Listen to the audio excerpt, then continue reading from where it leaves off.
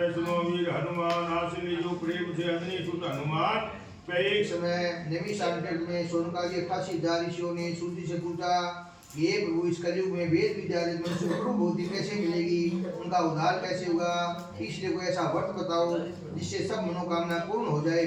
तो शास्त्र हो जाता श्री सूर्य महाराज बोले कि हे वैष्णव पूज्य, आपने सब प्राणियों के हित की बात पूछी है, अब मैं उस शेष व्रत को आप लोगों से कहूंगा। इस व्रत को नारद जी ने लक्ष्मी नारायण भगवान से स्वयं पूछा था। तो नारद ने कहा था तो ध्यान से सुनो। एक समय योगी राज नारद ने दूसरों की इच्छा अनेक लोगों में घूमते हुए मृत्यु लोक में आए।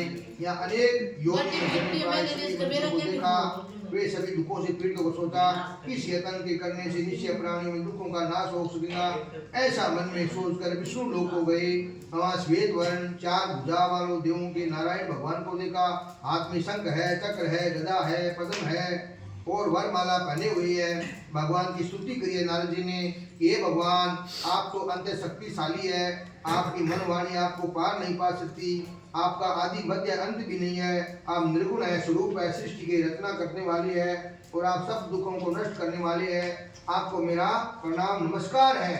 नारद जी इस प्रकार से स्तुति करके भगवान विष्णु बोले हे नारद, आपके मन में क्या है, आप किस काम के लिए आगमन हुआ है, सो बताओ मेरे को।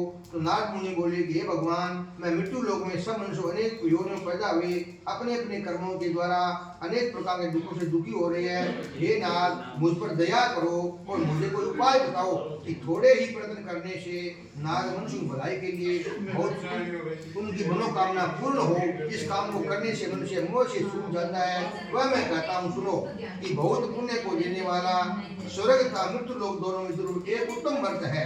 तो प्रेम बस होकर के सुनो, मैं कहता हूँ कि सत्यनारायण भगवान का यह व्रत अच्छी तरह विधि पूर्ण करके मनुष्य आयु पर्यंत वहाँ सुख भोग करके मरने पर मोक्ष को प्राप्त हो जाता है। श्री भगवान के वचन सुन नारद मुनि बोले हे महाराज, उस व्रत का फल क्या है, क्या उसका विधान है, किस प्रकार किया